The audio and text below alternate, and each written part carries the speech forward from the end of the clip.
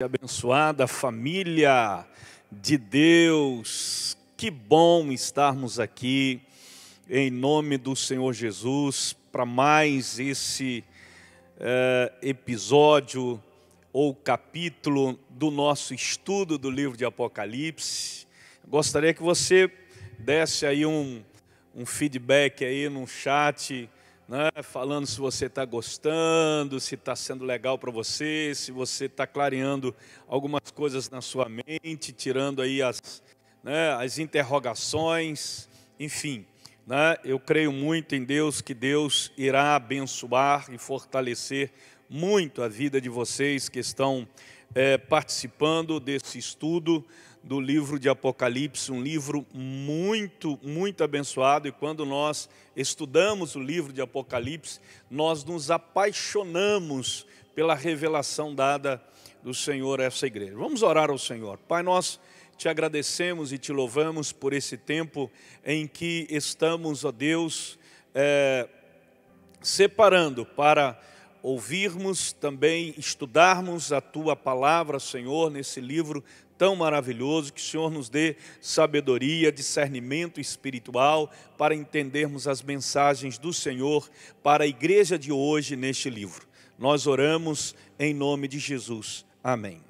Muito bem, meu querido irmão, meu querido amigo, que bom mesmo, nós estamos já aqui na terceira carta hoje, a carta em Pérgamo, né? E ao anjo da igreja que está em Pérgamo escreve: isto diz aquele que tem a espada aguda de 2 fios.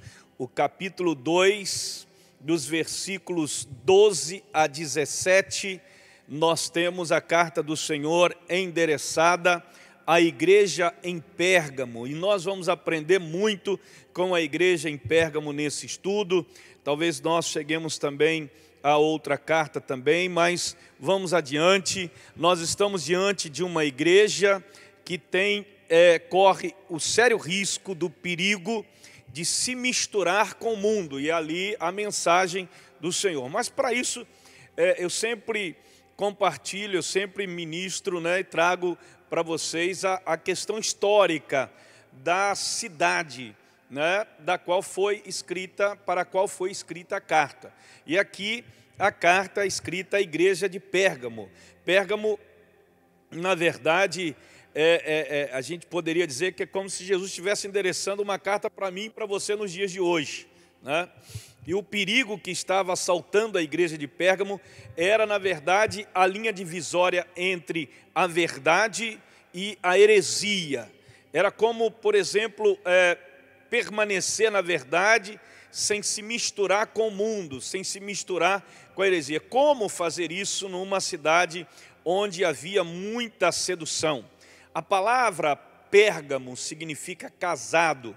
A igreja, na verdade, ela precisa ser lembrada que ela está comprometida com Cristo. Ela é a noiva de Cristo. E ela precisa se apresentar como uma esposa santa, pura e incontaminada. No livro de Apocalipse, o sistema do mundo que está entrando dentro da igreja é definido como a grande Babilônia. Na verdade, a mãe das meretrizes. Por isso que a igreja em Pérgamo, ela tinha que ter muito cuidado. E a mensagem do Senhor, direcionada para aquela igreja, tinha tudo a ver com a igreja se misturando com o mundo. E o ponto central, e eu gostaria que você anotasse isso, o ponto central dessa carta é alertar a igreja sobre o risco da perigosa mistura do povo de Deus com o engano doutrinário e com a imoralidade do mundo. Então, o ponto central, né, o objetivo maior dessa carta é alertar a igreja sobre o risco da perigosa mistura do povo de Deus com a falsa doutrina e com a imoralidade do mundo. Cristo faz um diagnóstico assim da igreja e revela os sintomas da igreja de Pérgamo, né? Cristo vê uma igreja instalada no meio de um acampamento de Satanás. Na verdade, historicamente, só para você entender, Pérgamo era uma cidade, era a cidade mais importante da Ásia. Segundo Plínio, era a mais famosa cidade da Ásia. Ela começou a destacar-se depois da morte de Alexandre o Grande. Eu creio que você já deve ter ouvido falar disso daí. Ela foi capital da Ásia por 400 anos, a cidade de Pérgamo. Pérgamo era um centro cultural muito importante na época, sobrepujava Éfeso e Esmirna. Ela era famosa por sua biblioteca, que continha 200.000 pergaminhos. Era a segunda maior biblioteca do mundo, só superada mesmo por Alexandrina. Pérgamo era destacada, querido, como um centro do paganismo religioso.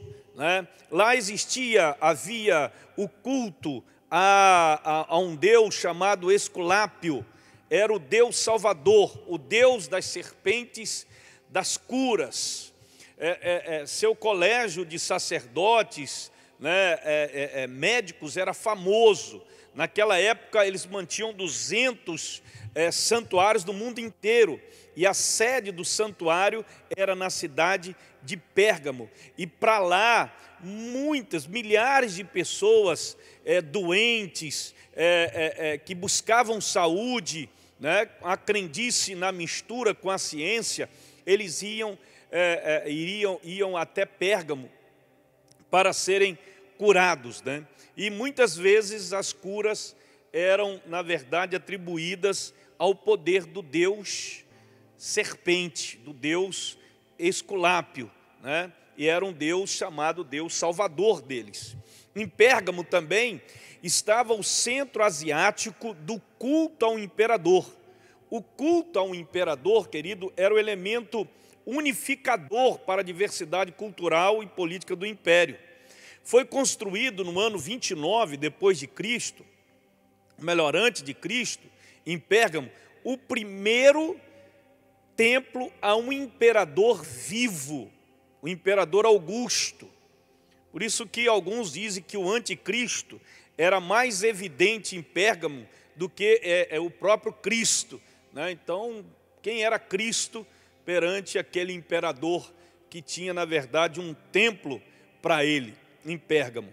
Em Pérgamo estava, na verdade, o trono de Satanás. Naquela cidade habitava ali o trono de Satanás. Na verdade, querido, não era o trono no sentido de templo, era o trono no sentido de mundanismo, de paganismo, de mistura religiosa com o satanismo e tantas outras coisas que aconteciam naquela cidade. Veja bem que eu estou te dando aqui, resumidamente, o aspecto histórico da cidade, a qual Jesus Cristo escreveu uma carta para a igreja que estava lá em Pérgamo. E ali muitos deuses eram adorados. Cristo, fazendo esse diagnóstico, ele também vê uma igreja capaz de enfrentar até a morte por causa do nome de Jesus. Olha o que diz a palavra. Eu sei as tuas obras e onde habitas, que é onde está o trono de Satanás. E retens o meu nome e não negaste a minha fé, ainda nos dias de Antipas, minha fiel testemunha, o qual foi morto entre vós, onde Satanás habita. Pérgamo era, na verdade, irmãos, um trono de Satanás. A própria Bíblia, a própria palavra de Deus está falando isso, Cristo reconhece a lealdade que a igreja ali, alguns irmãos, dedicavam ao Senhor. A igreja suportou ali provas extremas. Antipas, que ele fala aqui, era o pastor da igreja de Pérgamo. Segundo Tertuliano, queridos, esse pastor, ele foi colocado dentro de um boi de bronze, olha isto, e este foi levado ao fogo até ficar vermelho, morrendo o servo de Deus sufocado e queimado. Ele resistiu à apostasia, não negou a Cristo até a morte. Ele foi colocado dentro de um boi de bronze e esse foi levado ao fogo até ficar vermelho, morrendo ali, sufocado e queimado, o pastor daquela igreja. Cristo vê uma igreja que começa, a partir de então, a negociar a verdade. Olha o perigo, né? Olha o versículo 14: mas umas poucas de coisas tenho contra ti, poucas coisas, porque tens lá os que seguem a doutrina de Balaão, o qual ensinava Balaque a lançar tropeços diante dos filhos de Israel, para que comessem dos sacrifícios da idolatria e se prostituíssem. Assim tens também os que seguem a doutrina dos nicolaítas, o que eu aborreço. Então Cristo começa a ver, porque Balaão, irmãos, se você for lá no Velho Testamento, você vai ver que Balaão era um profeta de Deus. E Balaão começa a negociar com Balaque a verdade de Deus, os dons que Deus deu a ele começou a negociar por dinheiro contra o próprio povo de Deus. E haviam crentes na igreja de Pérgamo que estavam negociando essa verdade. Por isso Cristo fala à igreja com relação a isso, usando essa tática de como a perseguição não deu certo, né? A afronta não deu certo. O que Satanás então fez? Ele entrou com a sedução, né? Substituindo ali, misturando a coisa, né? Uma forma de ecumenismo, né? Vão misturar as coisas aí, o santo com o profano. Alguns membros da igreja começaram inclusive a abrirem, a cederem, né, diante da sedução e do engano que estava acontecendo. Cristo vê uma igreja que começa a ceder às pressões do mundo, né? E ali ele começa a falar, no versículo 14 ele diz isso, porque Balaão fazia exatamente isso, né? Balaão começou a ceder às pressões do mundo e a negociar as verdades de Deus, né? E ali a gente vê pessoas aconselhando a fazerem isso, né? E aí é o pecado. O pecado, o que acontece? Enfraquece a igreja. A igreja, querido, só é forte quando é santa, quando ela está santificada. O grande problema da igreja de Pérgamo é que enquanto uns sustentavam a doutrina de Balaão, os demais crentes, em vez de confrontarem, eles silenciavam, né? Um silêncio estranho. É como se, quando você silencia diante de alguma coisa que está destruindo, que está pecando, querido, você está sendo conivente com aquilo ali, conivente com o pecado, né? E esse foi o grande problema da igreja ali em Pérgamo, né? A infidelidade que se aninhou-se dentro da igreja. A igreja se tornou infiel. Cristo começa a ver uma igreja que começa a baixar o seu nível moral. Olha só, eles ensinavam, querido, que a liberdade de Cristo é a liberdade para o pecado. Diziam: não estamos mais debaixo da tutela da lei, estamos livres para viver sem freios, sem imposições e sem regras. Quem falava isso, pastor? É isso aqui, os nicolaítas. Ele diz assim: e tens aí os que seguem a doutrina dos nicolaítas, o que eu aborreço. Sabe o que os nicolaítas faziam, irmãos? Ensinavam que o crente não precisa ser diferente. Quanto mais ele pecar, maior será a graça, né? Talvez eles tenham visto, né, pensado, ou sei lá, passou pela cabeça, né, onde abundou o pecado, superabundou a graça de Deus. Então, se você pecar mais, vai ter mais graça, né? Tem gente que imagina assim, né? Tem gente que imagina assim. Quanto mais ele se entregar aos apetites da carne, mais será a oportunidade de perdão que ele vai. Então, esses nicolaítas, eles faziam uma apologia ao pecado, entendendo que deveria haver sim uma mistura com o mundo, se identificar, para que o mundo pudesse vir para dentro da igreja, para que as pessoas pudessem ser atraídas para a igreja, eles precisavam também estar lá no mundo, participando daquelas coisas. Então, esse era um contexto da igreja de Pérgamo, e que Jesus Cristo estava ali dizendo que tinha contra eles esse pecado, essa exortação, né? Cristo faz então esse diagnóstico e identifica a fonte do pecado. A fonte do pecado é diabólica. Ele testemunhou qual é a fonte do pecado. O versículo 3 diz: eu sei tuas obras e onde habitas, que é onde está o trono de Satanás, a fonte do pecado, querido. Entenda isso daí no teu coração. Entenda que o diabo, ele sempre vai trabalhar para levar você a viver uma vida promíscua, espiritualmente falando também, né? Uma vida mundana e ao mesmo tempo religiosa. Tenha muito cuidado com isso, né? Pérgamo era um lugar sombrio, viu? Era um lugar de muita confusão, de muita cegueira, de muita heresia.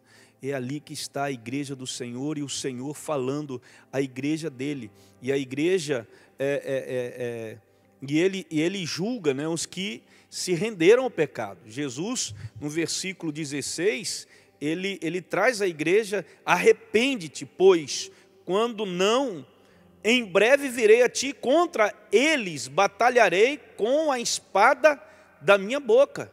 Então Jesus exorta a igreja a se arrepender. A igreja precisa expurgar aquele pecado de tolerância ao erro doutrinário, né, com a libertinagem moral. A igreja precisava se arrepender do seu desvio doutrinário, do seu desvio de conduta. A igreja precisava fazer isso, porque senão o juízo de Deus viria sobre aquelas pessoas, e elas seriam disciplinadas e envergonhadas por causa disso.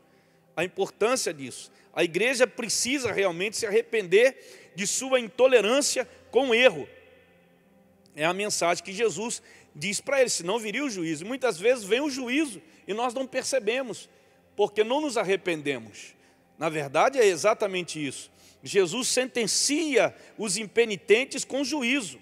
A falta de arrependimento acarreta exatamente o quê? O juízo. E quando ele fala a espada da sua boca, ele está falando exatamente, querido, sobre a sua própria palavra. A mensagem dele é que vai levar as pessoas ao próprio julgamento. Tu serás julgado pela própria palavra, né? Jesus Cristo, no final, Jesus Cristo traz aquela palavra de conforto, né? Para alguns, eu creio, quem tem ouvidos, ouça o que o Espírito diz às igrejas. Versículo 17. Ao que vencer darei eu a comer do maná escondido, e dar-lhe-ei uma pedra branca, e na pedra um novo nome escrito, o qual ninguém conhece senão aquele que o recebe. Olha só, os vencedores comerão do maná escondido. No deserto Deus mandou o maná para o povo. Quando cessou o maná, um vaso com maná foi guardado na arca e depois no templo. E que maná é esse que a Bíblia diz, o maná escondido? Refere-se, na verdade, querido, ao banquete permanente que nós teremos no céu.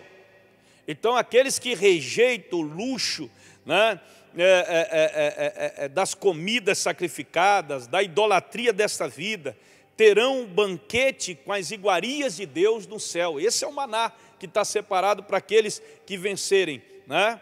O maná, o pão de Deus, na verdade. E receberão uma pedrinha branca. Que pedrinha branca é essa? Essa pedrinha branca, querida, era usada nos tribunais para veredito dos jurados. A sentença de absolvição correspondia a uma maioria de pedras brancas e a de condenação a uma maioria de pedras pretas. O cristão é declarado justo e inocente, sem culpa diante do trono de Deus. Então, as pedras, quando fala aqui que e dar-lhe-ei uma pedra branca, e na pedra um novo nome escrito, a pedra branca é a pedra de absolvição, né? É essa pedra que correspondia à sua absolvição. E os vencedores receberão um novo nome. Que novo nome é esse, pastor? O novo nome é Cristo. O novo nome, e você vai compreender esse novo nome. Essa é a visão realmente de Deus ali falando para nós e para os crentes daquela época, o qual ninguém conhece senão aquele que o recebe. Esse novo nome escrito, querido, só Deus, né, sabe, mas nós sabemos. Como, pastor? Porque esse novo nome, querido, é o novo nome que é escrito no livro da vida. O nome que está escrito no livro da vida, o Senhor conhece, não é? O seu nome está escrito lá no livro da vida. Que Deus possa te ajudar, Deus possa nos ajudar, em nome de Jesus. Mas vamos lá para a próxima igreja, né? O versículo 18, a igreja de Tiatira. E ao anjo da igreja de Tiatira escreve: isso diz o Filho de Deus, que tem os seus olhos como chama de fogo e os pés semelhantes ao latão reluzente. Eu conheço as tuas obras, e o teu amor, e o teu serviço, e a tua fé, e a tua paciência, e que as tuas últimas obras são mais do que as primeiras. Mas tenho contra ti que toleras que Jezabel, mulher que se diz profetiza, ensine e engane os meus servos para que se prostituam e comam dos sacrifícios da idolatria. Então, queridos, essa é a maior carta das cartas, melhor dizendo, dirigida à menos importante das 7 cidades. Tiatira não era nenhum centro político ou religioso. A importância de Tiatira era somente comercial. Ela ficava no caminho por onde viajava o correio imperial. E ali, na verdade, por esse caminho, se transportava todo o intercâmbio comercial entre a Europa e a Ásia. Tiatira, querido, era sede de vários grêmios de comércio importante: lã, couro, linho, bronze, né, vendedores de púrpura, enfim, era uma cidade menos importante, mas de muita gente circulando naquela cidade, né, muito comércio, e cada grêmio daquela cidade tinha uma divindade titular. Nessas reuniões onde esses empresários, vamos dizer assim, havia banquetes com comida sacrificada a ídolos e acabavam depois em festas cheias de prostituição, né? Esse era o contexto em que a igreja estava presente, né? O que, na verdade, você como cristão, sendo ali um empresário, participando, vivendo numa cidade como essa, né? Uma cidade de vários comércios e vivendo dentro daqueles comércios, ou sendo um comerciante, como que você iria lidar com isso? E é exatamente isso que Cristo leva a mensagem para essa igreja. E sobre a apreciação de Jesus, Jesus se apresenta como aquele que conhece profundamente a igreja, quando ele diz no versículo 23, e ferirei de morte os seus filhos, e todas as igrejas saberão que eu sou aquele que sonda os rins e os corações, e darei a cada um de vós segundo as vossas obras. Jesus se apresenta, querido, como aquele que distingue dentro da igreja as pessoas fiéis e infiéis. Olha o que diz o versículo 24 do texto, quando Jesus olha para eles: mas eu vos digo a vós e aos restantes que estão em Tiatira, a todos quantos não têm essa doutrina e não conheceram, como se diz, as profundezas de Satanás, que outra carga vos não porei. Jesus sabia que ali na igreja havia fiéis e infiéis, né? A igreja era uma igreja, sim, onde você tem, e hoje a gente fala isso, hoje também a gente ministra isso, né? Na igreja tem o joio e o trigo. E na igreja de Tiatira, Jesus faz questão de ressaltar esta verdade. Havia ali crentes fiéis e crentes infiéis.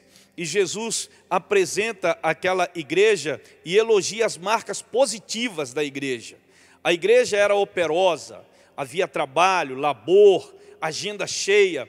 A igreja era marcada por amor, a igreja possuía a maior das virtudes, o amor. O que faltava em Éfeso tinha sobrando em Tiatira.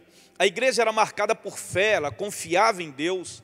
A igreja era marcada pela perseverança ou paciência triunfadora, né? A igreja passava pelas provas com firmeza. A igreja estava em franco progresso espiritual. As últimas obras da igreja eram mais numerosas que as primeiras. Então, quando a gente olha para trás e vê o que já aconteceu, nós temos que olhar para frente e dizer, lá na frente tem que ser maior do que aquilo que nós conquistamos lá atrás.